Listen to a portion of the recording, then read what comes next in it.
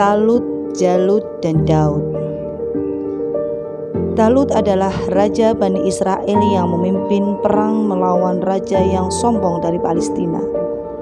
Raja yang sombong itu adalah Jalut.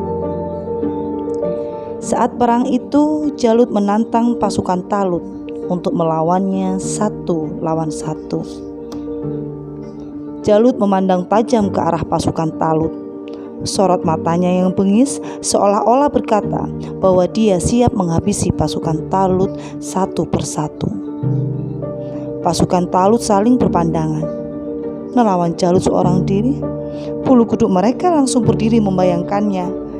Jalut seperti raksasa yang terlindung baju besi. Jalut juga sangat lincah dalam berpedang.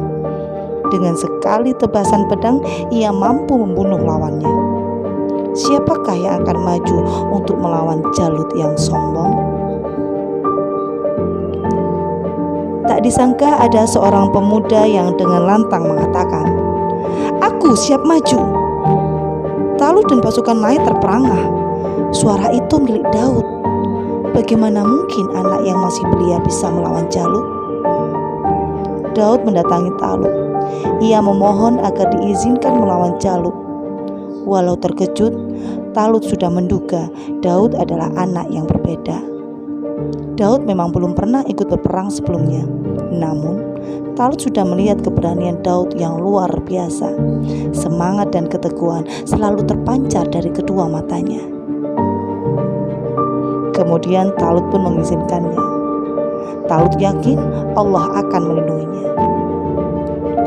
Daud lalu menaiki batu besar dan berdiri di atasnya. Jalut pun terkejut melihat Daud. Lalu dia menertawakannya dan mengejeknya. Daud tak gentar mendengar ejekan Jalut. Hinaan Jalut tak membuatnya takut. Daud segera melompati batu-batu besar. Berbekal ketapel dan batu, Daud siap melawan Jalut. Suasana tegang dan mencekam. Semua pasukan terdiam. Daud kini sudah berhadapan dengan Jalut. Pertarungan akhirnya dimulai. Jalut berjalan ke arah Daud sambil mengayunkan pedang. Daud pun segera memasang ketiga batu pada ujung ketapelnya. Daud memutar-mutar ketapelnya hingga batu itu menjadi satu. Daud membidik Jalut dengan hati-hati.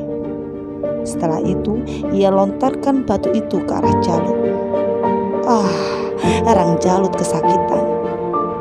Batu itu berhasil mengenai dahi Jalut. Darah segar keluar dari dahi dan mengalir ke kedua matanya. Seluruh pasukan terperangah melihat keadaan rajanya. Tubuh Jalut yang besar pun jatuh ke tanah. Jalut roboh tak berdaya.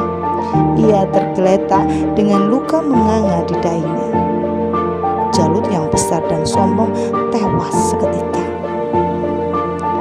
Pasukan Talut bersorak kegirangan. Jalut berhasil dikalahkan oleh Daud. Mereka mengeluh-elukan nama Daud. Namun, perang belum usai. Masih ada ribuan pasukan Jalut.